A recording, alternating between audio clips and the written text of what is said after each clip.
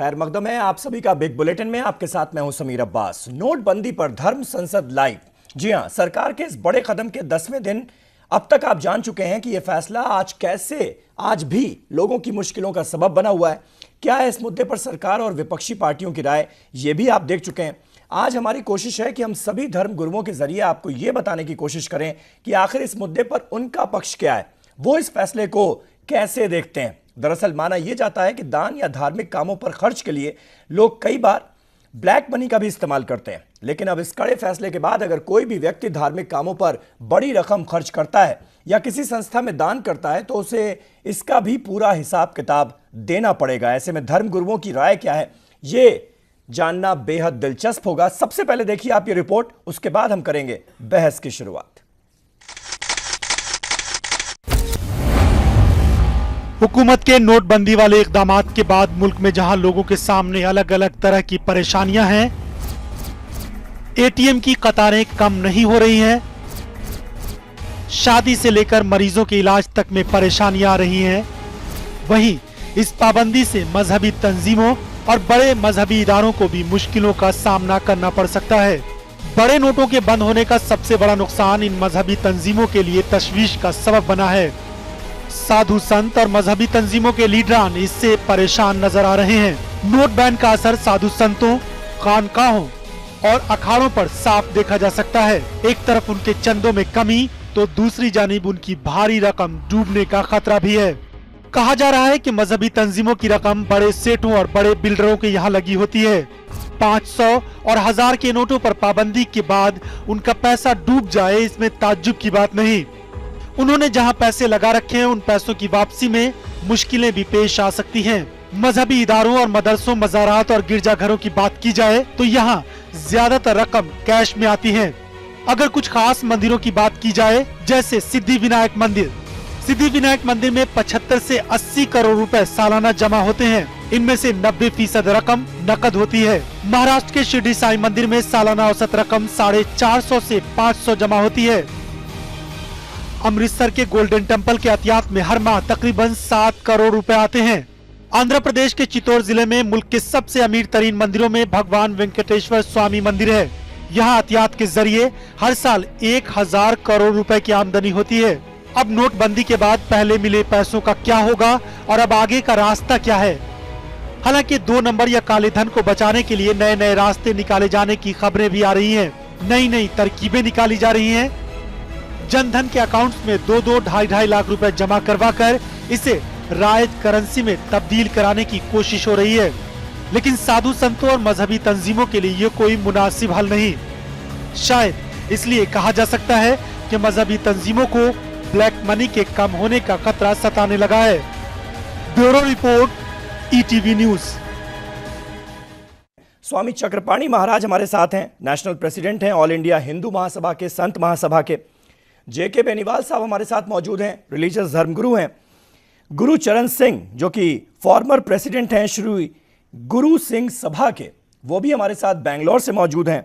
और मुफ्ती मंजूर ज़ियाई साहब जो कि फैज़ान रज़ा के चेयरमैन हैं, मुंबई से हमारे साथ मौजूद हैं और सलाहकार भी रहे हैं हाजी अली ट्रस्ट के दरगाह के। चक्रपाणी महाराज, मैं चाहूँगा सबसे पहले आप सबसे एक रिएक्शन ले लूँ सरकार के इस फैसले पर कि भाई जो धार्मिक संगठन हैं या फिर धार्मिक मठ हैं, दरगाहें हैं, उन पर इस फैसले का क्या असर पड़ेगा। शुरुआत चक्रपाणी महाराज आपसे।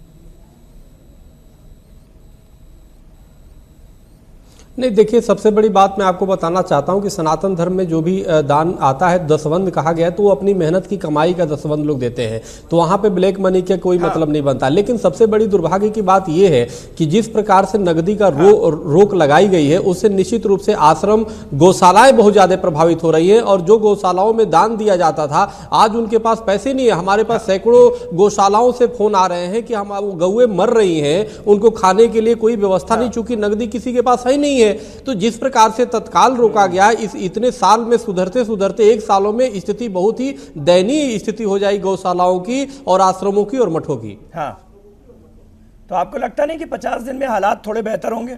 50 दिन का वक्त मांगा है प्रधानमंत्री ने। देखिए 50 दिन का जो समय प्रधानमंत्री जी ने मांगा है, मैं आपको अब्बास जी बताना चाहता हूं, ये इनको सोचना चाहिए था कि नवंबर और दिसंबर जो भारत में होता है वो सबसे ठंड का समय होता है। अब मैं 4 बजे सुबह अभी टहल रहा था, मैंने देखा 4 बजे लोग लाइन बैंक के सामने खड़े हैं और बैंक खुलता है 10 बजे। आप ये सोचिए जरा कि 4 बजे इस समय इतनी ठंड होती है और उस समय लोग लाइन में लगे हैं। और रोज आए दिन आप टीवी में देख रहे हैं और पत्र पत्रिकाओं में आ रहे हैं कि रोज कोई ना कोई किसी का हृदय गति रुक गया, वो मर गया, किसी को। अब देखिए दिसंबर तक तो स्थिति बहुत ही भयावह हो जाएगी और माननीय सुप्रीम कोर्ट ने इसी पे चिंता व्यक्त की है। 55 तक पहुंच चुका है, तो ये बहुत ही दुर्भाग्यपूर्ण है। और जिस तरह से इसको राष्ट्रवाद की एक चाशनी लगा के पेश किया गया है, हमें लगता है बिल्कुल दुर्भाग्यपूर्ण है। निश्चित रूप से काले धन खत्म होनी चाहिए, लेकिन ये एक तरीका नहीं था कि रातों रात आप बंद करके और कोई विकल्प नहीं दो। सबसे पहले कैश को आना चाहिए था, सभी व्यवस्थाएं करनी चाहिए थी। 500 और 1000 के तो नोट बंद हुए और 2-2 हजार के नोट आ गए। उससे क्या समाज में विकल्प, पैसों की कमी हो गई। एटीएम में नोट नहीं लगता, 2000 नोट आता नहीं। तो सवाल इस बात का है कि पहले होमवर्क किया नहीं गया और सीधे तुरंत तुगलकी फरमान जो जारी कर दिया गया है, इसे पूरी न सिर्फ गौशालाएं, आश्रम और मठ प्रभावित हो रहे हैं, बल्कि पूरा देश प्रभावित हो रहा है। जी बेनीवाल साहब, इत्तेफाक रखते हैं आप चक्रपाणी महाराज से? देखिए अब्बास जी, मैं आपको सबसे पहले तो बताऊं, देखिए जो प्राइम मिनिस्टर ने जो स्कीम जो अनाउंस की है, मैं ये समझता हूं कि हमें उनके जो उन्होंने जो कदम उठाया है, ये सराहनीय नहीं, मैं कह रहा हूं साहस वाला कदम है। पहली चीज, लेकिन ब्लैक मनी बाहर आए, आम आदमी चाहता है। ये कौन नहीं चाहता? पूरे देश के अंदर नहीं, पूरे विश्व में कौन ब्लैक मनी चाहता? लेकिन सवाल हमारा ये है कि जैसे साहसिक किस तरह से आप कह रहे हैं? साहसी इसलिए कह रहा हूं मैं, यहाँ पर आम आदमी को साहसी मैं इसलिए कह रहा हूं, मैं आपको छोटा सुबह से लेकर रात तक लाइन में लगा आपको एक एग्जांपल देता हूं मैं। सिंगापुर छोटा सा कंट्री है, उसने रिवॉल्यूशन लाया था ऐसे कुछ साल पहले। आज भी उनके प्रधानमंत्री वहां पे जीवित हैं, आप पूछ सकते हैं। लेकिन वो, मैं एक उसमें जाना नहीं चाहता इकोनॉमिक कॉलम के अंदर।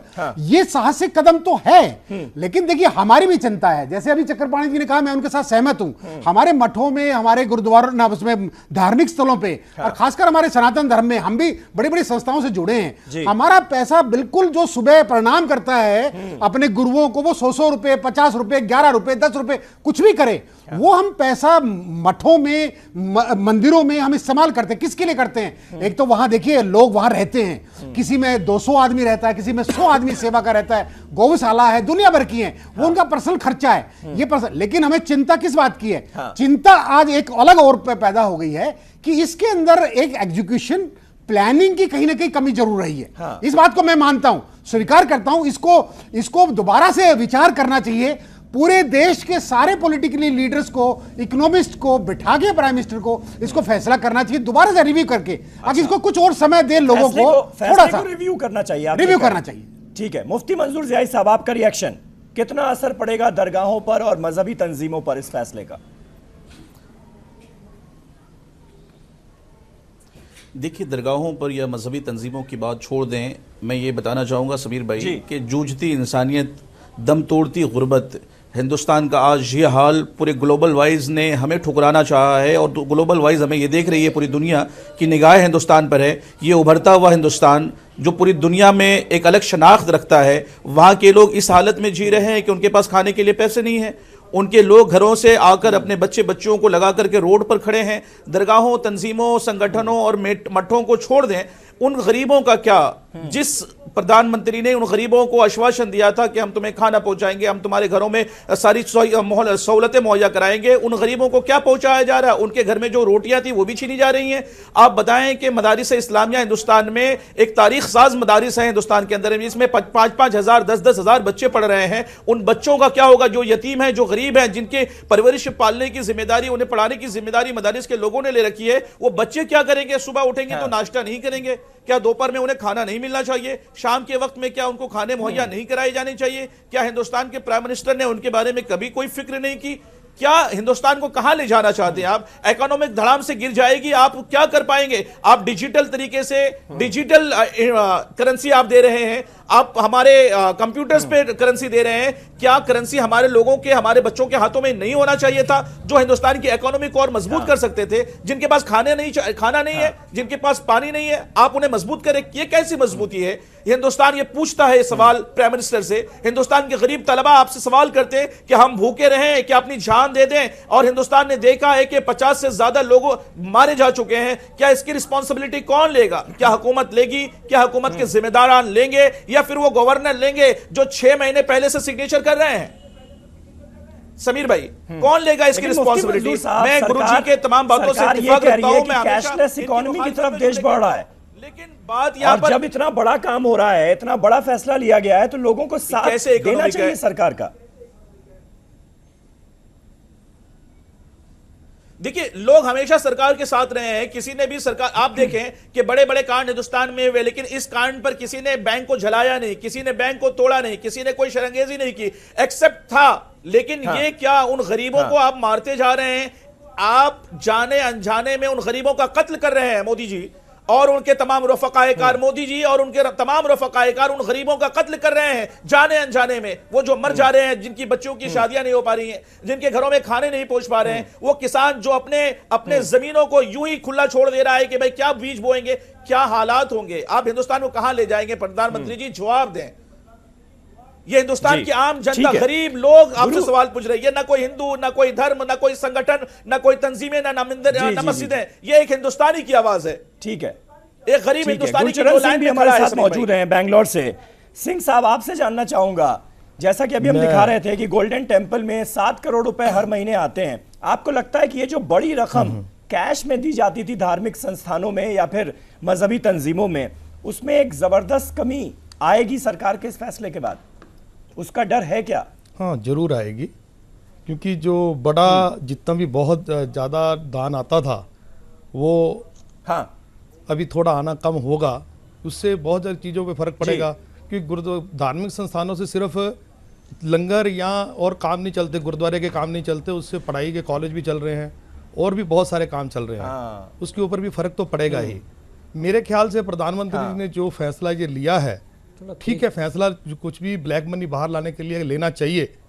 जब वो सीट पे आए थे तो उन्होंने बोला था कि बाहर से ब्लैक मनी लाई जाएगी, वो तो अभी तक कुछ उसके ऊपर तो कुछ हुआ नहीं ऐसा।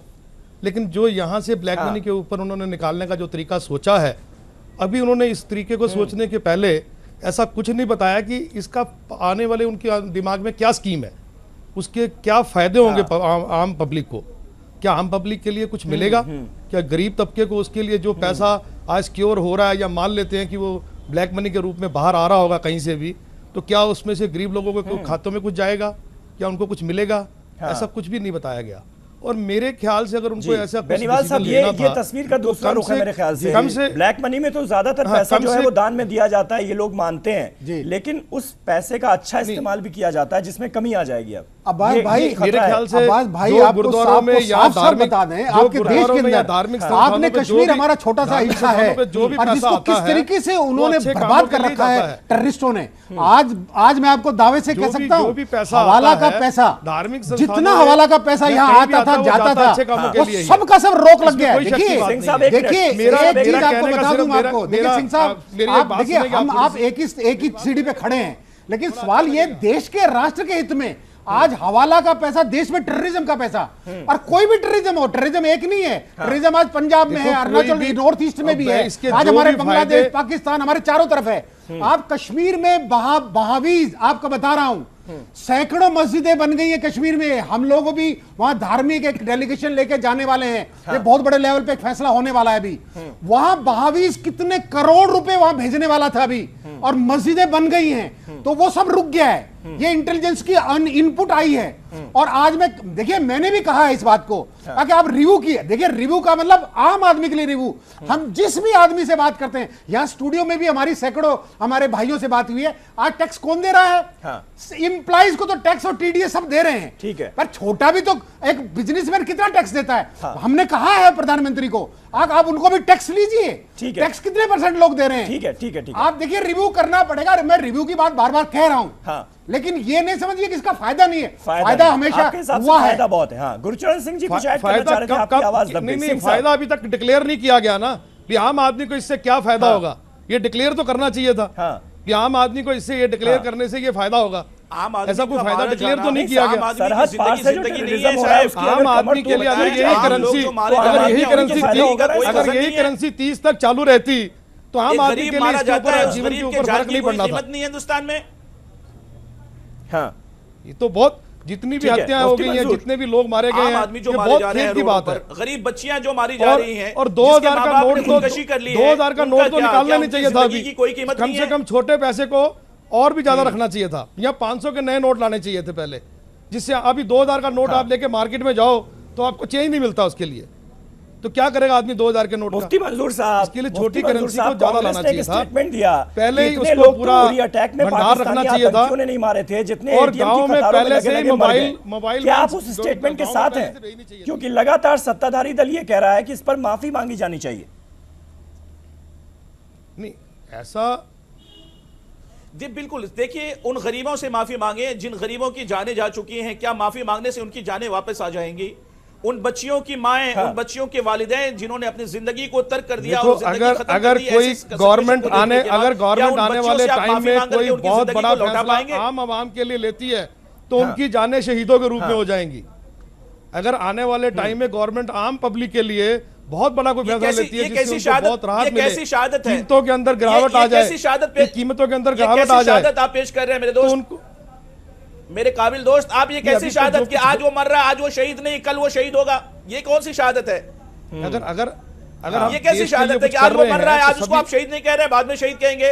ये जमहूरियत है। नहीं, आज मेरे भी दोस्त, ये शहीद है वो। जमहूरियत है, आज भी हिंदुस्तान उन्होंने में जमहूरियत, आज भी उन्होंने- जमहूरियत कायम आज भी है। उन्होंने- आप आज भी रातों रात आज भी वो डिसीजन ले शहीद लेते है। हैं। क्या ये इसको बिल पास किया गया था?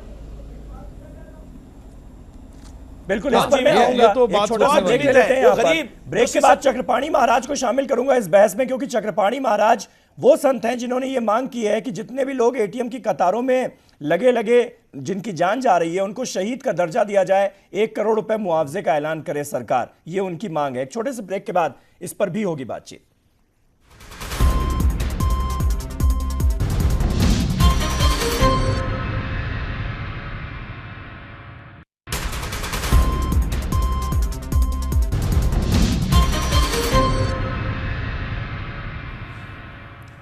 तो सरकार के नोटबंदी के फैसले पर धर्म संसद लाइव देख रहे हैं आप। आज बिग बुलेटिन में हमारे साथ तमाम खास मेहमान, खास धर्मगुरु बने हुए हैं। चक्रपाणी महाराज, मैं आपका बयान पढ़ रहा था, आपने एक बयान जारी किया और लिखा है कि बैंकों में कतार में खड़े होने के दौरान मर रहे लोगों को मोदी सरकार शहीद का दर्जा दे एवं उनके परिवार को 1 करोड़ आर्थिक सहायता के साथ परिवार से बैंक में एक नौकरी देने की तत्काल घोषणा करे।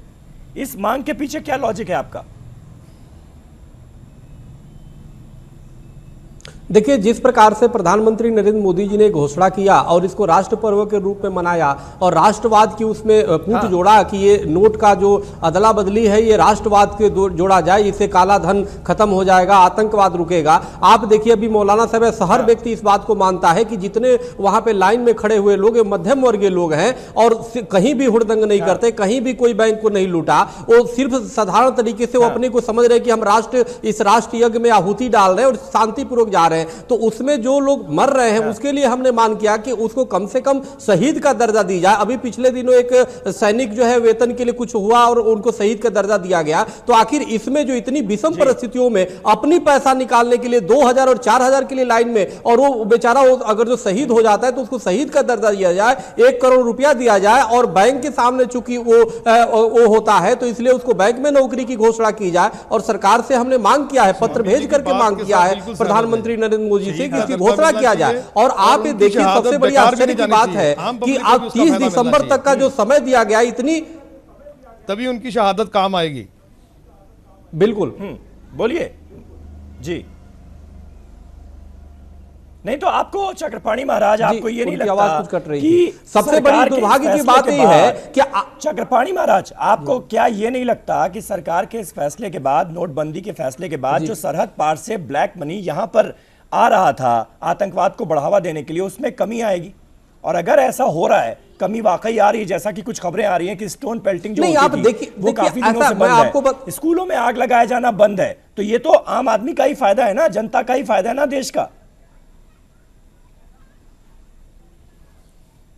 नहीं, बिल्कुल देश का फायदा, लेकिन मैं आपको बताना चाहता हूं कि कम से कम ये देखना चाहिए था कि अगर जो हमें ब्लैक मनी अगर जो करने हैं, चाहे इस पे नए करेंसी लाने हैं, तो उसके विकल्प लाना चाहिए था। जो माननीय सुप्रीम कोर्ट ने भी आज कहा कि होमवर्क तो किया नहीं, तो होमवर्क पहले कर लेना चाहिए। जो आज देखिए जितनी व्यवस्था है, 2000 का नोट निकालने की जरूरत नहीं थी हमारे को, 2000 का नोट लाने की जरूरत नहीं थी, छोटी करेंसी ज्यादा लेके आते ताकि आम आदमी को उसका फायदा मिलता। अब 1000 और 500 के नोट बंद करके 2-2000 के नोट, अब बताइए 2000 के नोट तो सिर्फ डीपी पे लगाने का काम आ रहा है, वो कोई किसी से ले नहीं रहा है, कोई किसी को दे नहीं रहा है। अब कितनी दुर्भाग्य की बात है कि जिस पैसे से आज आपको पेट्रोल मिल जाएगा, उससे आप एक गरीब को रोटी नहीं मिल सकता। तो ये कितनी बड़ी दुर्भाग्य की बात है। क्या अच्छे दिन यही है क्या कि एक जिस पैसे से पेट्रोल ले सकते हैं वो रोटी नहीं मिल सकता? तो सवाल इस बात को सोचना चाहिए था देश की सरकार को। सबसे पहले हम गरीबों की, साधारण लोगों की रोटी की बात करें, चिकित्सा को कैसे पाया जाएगा और करप्शन कैसे रुकेगा? आबाद भाई बिल्कुल सही कह रहे हैं। देखिए 2000 का नोट तो बिल्कुल बनना ही नहीं चाहिए था। 2000 का नोट जितने भी मार्केट में आए हैं वो स्टोर हो गए, वो एक भी मार्केट से बाहर नहीं आएगा। नंबर एक, मैं इस बात को सहमत हूं, बिल्कुल सहमत हूं। लेकिन दूसरी चीज मैं आपको बता रहा हूं, जैसे कि हमारे कश्मीर में, खासकर मैंने अभी आपको जिक्र किया, वहां भी इसमें हमारी हजारों मस्जिदों के रूप में बनाने के लिए पैसा रोजाना आ रहा था। वो पत्थर मारने के लिए लोग आ रहा था, वो लोगों को वहां पे टेररिस्ट करने के लिए आ रहा था। आज उस पर रोक लगेगी। देखिए जैसे चक्रपाणी जी ने कहा, हमारे स्वामी पूजनीय स्वामी हैं, लेकिन उन्होंने शहीद की बात कही। मैं ये देखिए, जान का तो सबको मलाल है, किसी की भी जान जाए हम उसके लिए बिल्कुल हम उसके लिए नतमस्तक हैं। लेकिन सवाल रहा शहीद के लिए उनकी मदद हो सकती है। शहीद की बात जहां तक है तो आप मैं ये बताऊं कि आने वाले नेता जो लोग हैं, बड़े बड़े जिन्होंने बड़े बड़े रख रखे, जो काला धन रख रखा है, उन्होंने ट्रकें भर भर के, ट्रेनें भर भर के लाइन में लगा रखा है। ये लाइन वाले कौन हैं? लाइन वाले उन नेताओं के भाड़े के, किराए के लोग हैं जो आके रात को सो रहे हैं। वो लोग कर सकते ना आप, लेकिन जनरलाइज नहीं किया, जनरलाइज नहीं कर सकते। लेकिन जब जो आम आदमी है, जो गरीब आदमी है, इसलिए 4500 से 2000 कर दिए, 2000 से बंद करने जा रहे हैं। रिव्यू करना पड़ेगा। मैं बार बार ये डिबेट से पहले भी मैंने कहा था, रिव्यू करना पड़ेगा। 2000 करोड़ का बंद करना पड़ेगा। छोटा हर जगह के लिए आदमी के पास पैसा नहीं, किसी का क्या चेंज करने के लिए जाएगा? मुफ्ती मंजूर साहब जवाब देना चाह रहे हैं इसका। जी मुफ्ती साहब। नहीं, सबसे बड़ी बात यह है समीर जी कि अगर देश के बाहर से पैसा आ रहा है, सरकार उसको रोकने में कामयाब नहीं है, तो सरकार का दोष जाता है। सरकार की वो नाकामी है कि वो पैसे बाहर से जो आ रहा है उसको रोक नहीं पा रहा है। जो आम लोग अपनी लाइन में लग करके अपनी जरूरतें पूरी करना चाहते हैं, आप उनकी बेइज्जती कर रहे हैं साहब। ये उनके किराए के लोग हैं, आप उन्हें किराए का लोग कहकर वो बेचारे सारी रात अपनी सुबह उनको कुछ खाने के लिए खरीदना है, उनके पास नोट नहीं है, पैसे नहीं है, के लिए अपनी जिंदगी बचाने के लिए लाइन पर लगे। आप उनकी बेइज्जती ना करें प्लीज, आप उनकी बेइज्जती ना करें। और मैं आपको बता देना चाहता हूं, ये 2000 का नोट जिसकी जल्दबाजी में फैसले ले गए हैं, आपके कैमरामैन अभी हमारे साथ 1 घंटे से बैठे थे समीर भाई। हमारे कैमरामैन से हमने पूछा कि भाई क्या बात है, कुछ खाना खाया? कहा साहब 2000 का नोट लेके परेशान हूं, 10 रुपए का खाना कोई देने के लिए तैयार नहीं है। बताइए उनकी जिंदगी क्या है? जिस नोट को आप, जिस नोट में 3-4 गलतियां हैं, इतनी जल्दबाजी में छुट्टे भी नहीं मिल रहे हैं और ऑलरेडी उसमें गलतियां हैं। बात वही है घूम के, अगर ये 30 तारीख तक करेंसी 30 नवंबर तक चालू रहती, इसका आम आदमी के ऊपर कुछ फर्क नहीं पड़ना था। लेकिन जब ये 30 तारीख का करेंसी चालू रहती तो आम आदमी के ऊपर डिफरेंस नहीं पड़ता, अमीर आदमी को कुछ फर्क नहीं पड़ा। आम आदमी के लिए ज्यादा परेशानी नहीं है। लोग हज उमरा के लिए बाहर जा रहे हैं, दूसरे ममालिक में जा रहे हैं, हमारी करेंसी लोग ले नहीं रहे। बंद करने का जो विचार किया गया वो ठीक नहीं ले रहा है समीर भाई। जब लोग बाहर जा रहे हैं तो अपनी करेंसी को नहीं ले रहे कि कभी भी ये बंद कर सकते हैं, इनकी करेंसी का कोई वैल्यू नहीं है। क्या आप हिंदुस्तान के लोगों की वैल्यू खत्म करा रहे हैं? यहाँ की करेंसी खत्म करवा रहे हैं? यहाँ लोगों को बेइज्जत कर रहे हैं? क्योंकि बहुत सारे ऐसे लोग हैं जो कि धार्मिक यात्राओं पर जाते हैं अरब कंट्रीज में, उनको क्या दिक्कतें पेश आ रही हैं? जी आम आदमी के लिए प्रधानमंत्री साहब को सामने आना चाहिए, आकर के अपने विचार देने चाहिए, ताकि उनकी जो बातें हैं करेंसी को लेने को तैयार नहीं है। हमारे जानने वाले कम से कम 50 ऐसे लोग हैं समीर भाई जी समीर भाई, जो हज उम्रा के लिए वहां पर पहुंचे, जो उम्रा करने के लिए जायरीन वहां पहुंचे हुए हैं, उनके पास 100 के 500 के और 1000 के नोट हैं। वहां के लोग एक्सचेंजर इंडियन करेंसी लेने को तैयार नहीं है। वो ये कहते हैं कि अगर आपकी हमने करेंसी रखी, आपका प्रधानमंत्री कल बंद कर देगा, तो हम उस करेंसियों का क्या करेंगे? बताइए, हमारी इमेज क्या रह गई है, हमारी करेंसी की इमेज क्या रह गई है? 2000 का नोट अगर किसी को वहां पर दिया जा रहा है तो वो कहते हैं कि ये नकली नोट है, हम नहीं लेंगे, इसमें से कलर निकलता है। अब ये बताइए, हमारी इज्जत रह गई? हिंदुस्तान की इज्जत को नीलाम कर दिया हमारे प्रधानमंत्री साहब ने। हमें कम से कम इज्जत के साथ जिंदगी तो जीने दीजिए साहब, इज्जत के साथ किसी मुल्क में जाने तो दीजिए साहब। आप क्या कर रहे हैं हिंदुस्तानियों के साथ में? यही इंसाफ है क्या? यही विकास है? अगर वो कलर जाएगा तो असली नोट है, कुछ ऐड करना चाह रहे हैं बहुत देर से, उनकी सुन लेते हैं। सिंह साहब, अब यही कलर जा रहा है तो उसका तर्क ये दे रहे हैं जिसका कलर जाए वही असली है, वही असली है। वो ऐसे ही तर्क दे रहे थे। जी जी जी, ये कैसा तर्क हो गया साहब? हाँ पता नहीं सिंह साहब, आप उनसे क्या पूछिए दिक्कतें आ जाकर रही हैं कि गुरुद्वारों कैसा में? तर्क है ये? हाँ जी, नहीं, गुरुद्वारों में खास ऐसी तौर कोई पर भी क्या दिक्कतें आ रही परेशानी- हैं ज़ायरीन को? हेलो हेलो जी सिंह साहब, गुरुद्वारों में क्या दिक्कतें आ रही हैं, आपसे जानना चाह रहा हूं। ऐसा कोई गुरुद्वारों में ऐसी कोई दिक्कत नहीं है। हाँ ठीक है, उसमें चढ़ावे में हाँ। थोड़ी कमी आई है, लेकिन आने वाले समय में वो ठीक हाँ। होगी। लोग बड़े नोट लेके नहीं आ पा रहे, लेकिन छोटे नोटों से हाँ। जो प्रगति के काम थे, जो और कोई धार्मिक कामों में काम लगने थे, वो थोड़ा डिले हो रहे हैं सभी। हाँ, बाकी कोई ऐसा डिले हो रहे हैं। वहां आपको पर ऐसी लगता कोई है कि कमी आने नहीं वाले है। वक्त में और आपने तस्वीर थोड़ी बदलेगी आपने देखा और ही लोगों होगा, का माइंडसेट भी चेंज आपने होगा। देखा ही होगा, लाइन लोग में जो जिस एटीएम तरह से ब्लैक मनी एटीएम और वगैरह कैश में भी दान करते सिख थे, लोग जाकर के ऑनलाइन लंगर ट्रांसफर और शुरू होंगे, चाय सभी चेक को से दे रहे हैं, पेमेंट पानी होगी। दे रहे हैं। लगता है आपको ऐसा? कैसा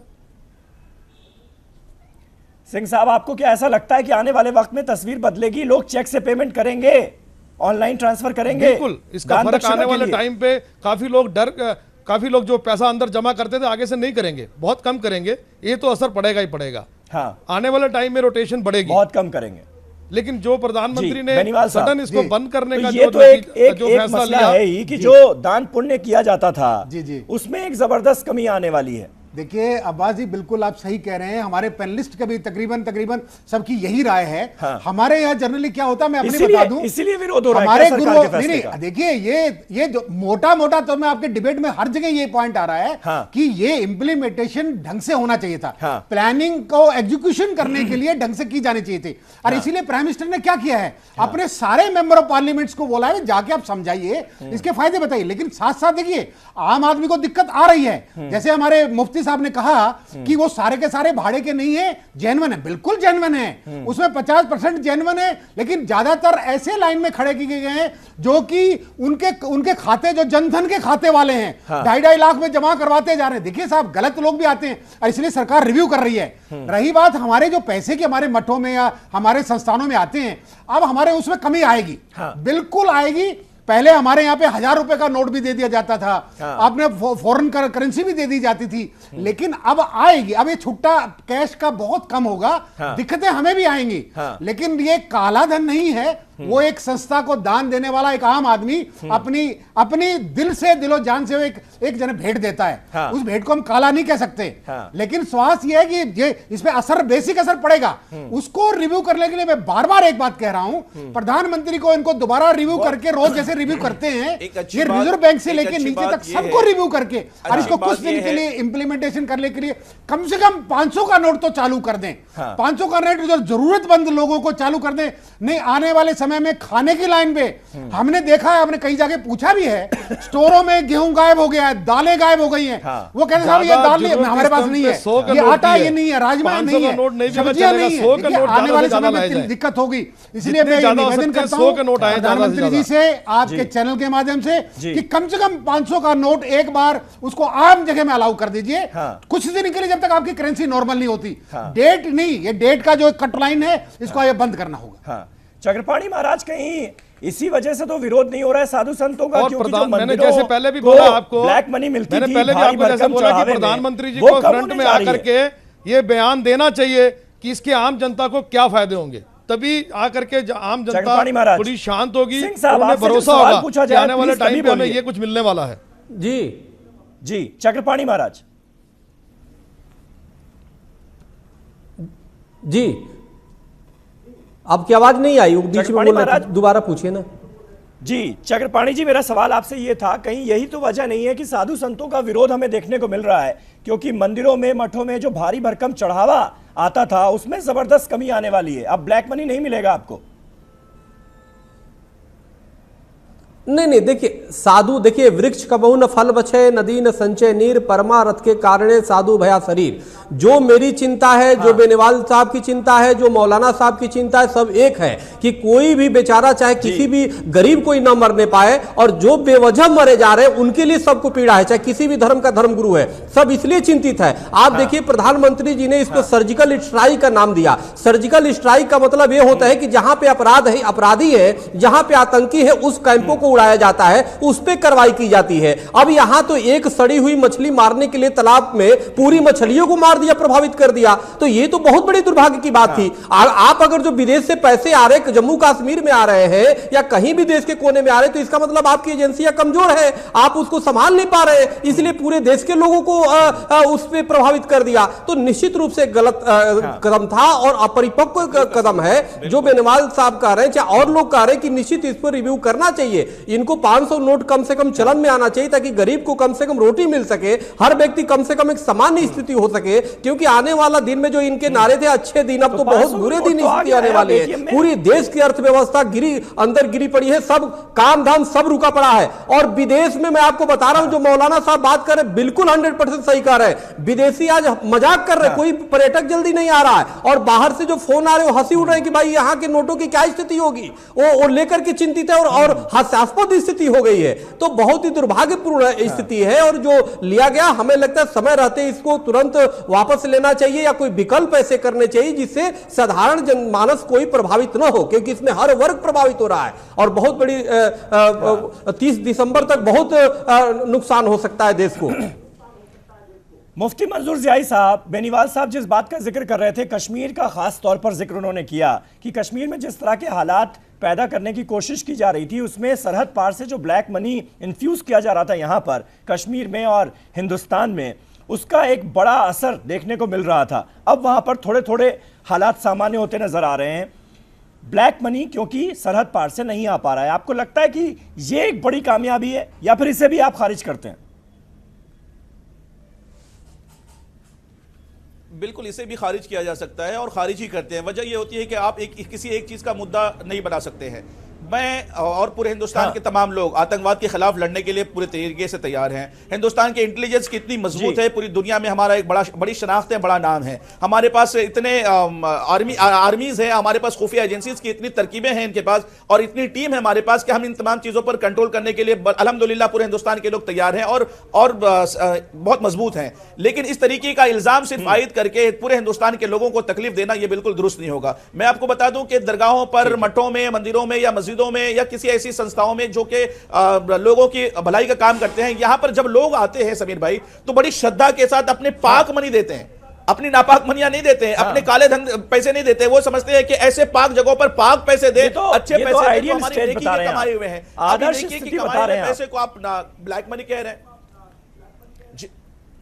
नॉर्मली तो परसेप्शन यही है ना कि लोग अपना ब्लैक मनी जो है वो व्हाइट कर लेते हैं। एक अलग शनाख्त है मंदिरों में, मठों में, दरगाहों में। देखिए ऐसा नहीं है ये ब्लैक मनी व्हाइट मैं बोल करते सकता हैं। एक मिनट नहीं, ये सिर्फ जी, हिंदुस्तान जी, के मुफ्ती मंदिरों, दरगाहों और मस्जिदों पर ये तोहमत है, ये बिल्कुल सरासर गलत बात है।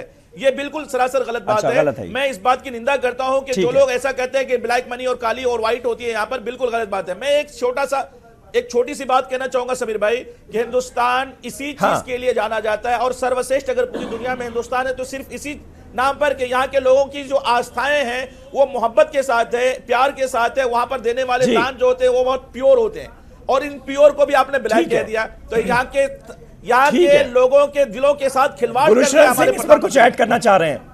ठीक है, गुरशरण सिंह इस पर कुछ ऐड करना चाह रहे हैं। गुरशरण सिंह साहब जल्दी से, मुझे ब्रेक लेना है, आवाज मेरी वैसे ही खराब हो रही है। मौलाना साहब ने बोला जी कि कश्मीर में, जैसे आपने पूछा कश्मीर में हालात सुधरते नजर आ रहे हैं, हाँ, क्या ये हाँ। इस बात की गारंटी है कि कितने टाइम तक ऐसे सुधरे रहेंगे और दोबारा उनको ये करेंसी जो नई वाली नहीं मिलेगी? ये किस बात की क्या गारंटी है? बिल्कुल। दूसरी बात, जैसे उन्होंने बोला कि जो मंदिरों में, मस्जिदों, जो मंदिरों में या मस्जिदों में या गुरुद्वारों में जो पैसे आते हैं वो काले आते हैं या नीले आते हैं, पीले आते हैं, ये तो मालूम नहीं, लेकिन आगे लगते सभी धर्म के काम में है। लोगों की भलाई के लिए लगते हैं। ऐसा कोई वो पैसा आगे किसी काले काम में नहीं लगता है, ये तो सच बात है। हाँ, तो इसके लिए चलिए ठीक है, एक छोटा सा यहाँ पर ब्रेक ले लेते हैं। ब्रेक के बाद भी बहस का ये दौर जारी रहेगा। कुछ और सवालात हैं और कुछ और तमाम ऐसी सलाह है जो हमारे धर्मगुरु सरकार को देना चाह रहे हैं इस शो के माध्यम से। एक छोटे से ब्रेक के बाद फौरन होते हैं यहां से।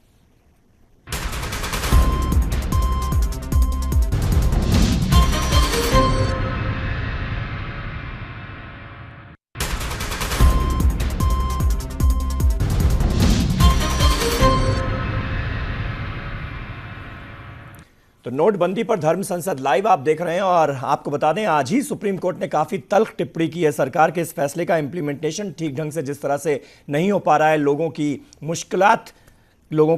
को मुश्किलात का सामना करना पड़ रहा है, उसको लेते हुए भारत के चीफ जस्टिस ऑफ इंडिया ने कहा है कि भाई 500 और 1000 रुपए के नोटों को अचानक बंद किए गए जिस तरह से, ये समस्या काफी गंभीर है और अगर हालात ऐसे ही बने रहे तो सड़कों पर दंगे हो जाएंगे। यानी बेहद गंभीर माना है इस वक्त जो हालात हैं, जिस तरह से बैंकों के बाहर, एटीएम के बाहर कतारों में लोग लगे हुए हैं, कई जगह लड़ाई झगड़े हो रहे हैं, लोगों की जान गई है, 50 से ज्यादा लोगों की डायरेक्टली या इनडायरेक्टली इस फैसले के तामील होने के बाद मौत हो चुकी है। बेनीवाल साहब, ऐसे में सरकार भी ओपन है, वो भी ये कह रही है कि अगर जो लोग हैं, जो बड़े बड़े इकोनॉमिस्ट हैं या फिर जो हमारे धर्मगुरु हैं या फिर कोई भी हो, समाज के हर तबके से राय ली जा रही है और जो अच्छी एडवाइस है उसको अमल में भी लाया जा रहा है। बहुत सारे चेंजेस भी सरकार ने अपने ही फैसले में किए हैं। आपको लगता है इस वक्त सबसे बड़ी जरूरत क्या है? हालात आपके सामने है, फैसला आपके सामने है, क्या होना चाहिए था ऐसा जो नहीं हुआ? समीर भाई, आपने बहुत अच्छा पॉइंट उठाया, ये सबसे गंभीर पॉइंट है। हाँ। अगर जब मेरा इस बात को अगर जब सही तरीके से मेरा सुझाव मान लिया जाएगा, हाँ। मैं समझ 50% समस्या हल हो जाएगी। हाँ। मेरा सुझाव केवल एक ही है प्रधानमंत्री जी से जी। कि आप 500 का नोट जैसे कि आपने किया, ये बड़ा गोपनीय, अति गोपनीय रख के जो किया है, हाँ। उसका ये नुकसान जो दिखाई दे रहा है पब्लिक में आ रहा है। आपको 500 का नोट दोबारा से रिव्यू करना पड़ेगा, जैसे आपकी आरबीआई की गाइडलाइन है। हाँ। आप मुझे बताइए, डेली 2 शिफ्ट में आरबीआई कर रही है, 200 करोड़ पर डे का आप छाप सकते हैं, इससे ज्यादा नहीं छाप सकते। हाँ। तीसरी शिफ्ट लाएंगे 300 करोड़। हाँ। 300 करोड़ से 6 महीने में आपकी इकोनॉमी पटरी पे नहीं आएगी।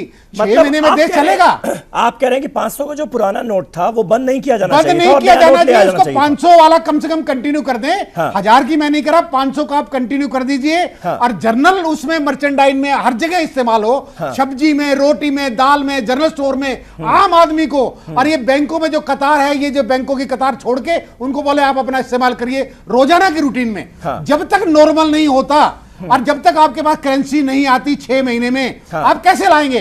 3 शिफ्ट में 300 करोड़ आप बना सकते हैं। आप मुझे बताइए, आप अपने सरकार से ही पूछ लीजिए प्रधानमंत्री जी, 300 करोड़ से ज्यादा तो नहीं बना सकते छापने में भी। और उसमें 6 महीने में इकोनॉमी में आपको फर्क आएगा। तो मैं तो इकोनॉमिस्ट नहीं हूं, लेकिन मैं एक जर्नल आपको कहना चाहता हूं कि कृपा करके इसको दोबारा से रिव्यू करिए और 500 का नोट से चालू कर दीजिए। गुरशरण सिंह जी, आप क्या सलाह देना चाहेंगे, क्या होना चाहिए? मैं इनकी बात से बिल्कुल सहमत हूं कि फिर से एक बारी जी, इस नोट को चालू करना चाहिए। और ये बात से सहमत नहीं हूं कि बहुत लंबे तक चलाना चाहिए इसको।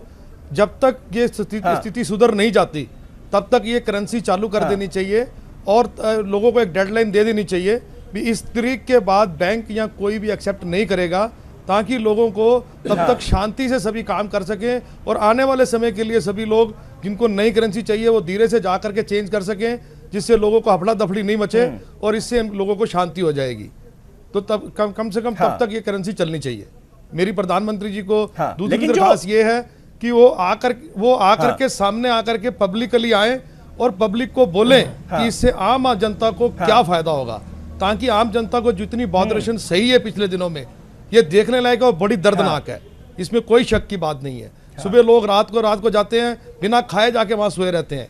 तो इसके लिए उनको आना चाहिए सामने, और इससे आम जनता को क्या फायदा होगा इस करेंसी को बंद करने से, उनके लिए क्या बेनिफिट सोचे गए थे, उसको आकर के प्रधानमंत्री जी को जरूर बताना चाहिए, ताकि उन लोगों को शांति मिले और एक इंडिया के एक बड़े तबके को बहुत आराम मिलेगा इस बात से, जो कि गरीब जनता है। अपनी गरीब जनता हिंदुस्तान में ज्यादा मानते हैं। आप भी ये चाहते हैं कि प्रधानमंत्री को एक बार फिर, जिस तरह से वो पहले आए थे 10 दिन पहले और उन्होंने ये बड़ा ऐलान किया था, आज जो मुश्किलात का सामना करना पड़ रहा है तमाम देशवासियों को, आम आदमियों को, गरीबों को, एक बार फिर उन्हें देश को एड्रेस करना चाहिए।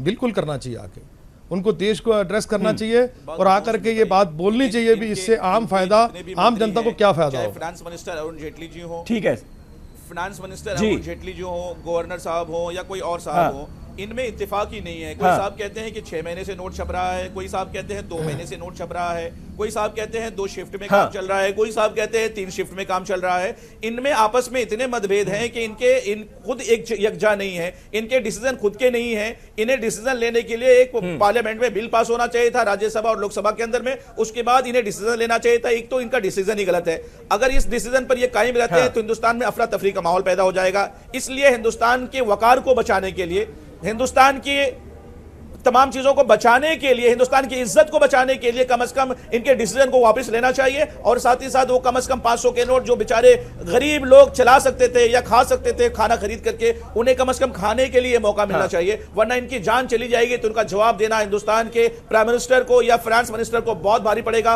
और यह मामला यहां तक ही नहीं, यह मामला समीर भाई यूएन तक पहुंचेगा। अक़वाम मुत्तहिदा में आपकी कैपेसिटी क्या, आपके हालात क्या हो जाएंगे, वहां जवाब देना आपको भारी पड़ेगा। ग्लोबल में आपको जवाब देना भारी पड़ेगा। आप किस किस को जवाब देंगे? दुनिया में तो ठीक है, आखिरत में भी जवाब देना बहुत भारी पड़ेगा। सजेशन क्या है आपका? खून चूस करके इनकी जिंदगी बर्बाद किया है आपने। मुफ्ती मंजूर साहब, सजेशन क्या है आपका?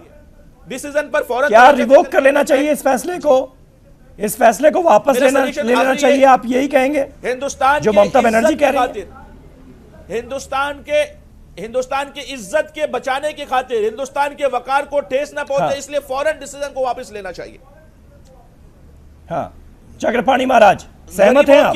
खून के खातिर उन्हें वापस लेना चाहिए, गरीबों के खाने के खातिर उन्हें वापस ले लेना चाहिए। देखिए जी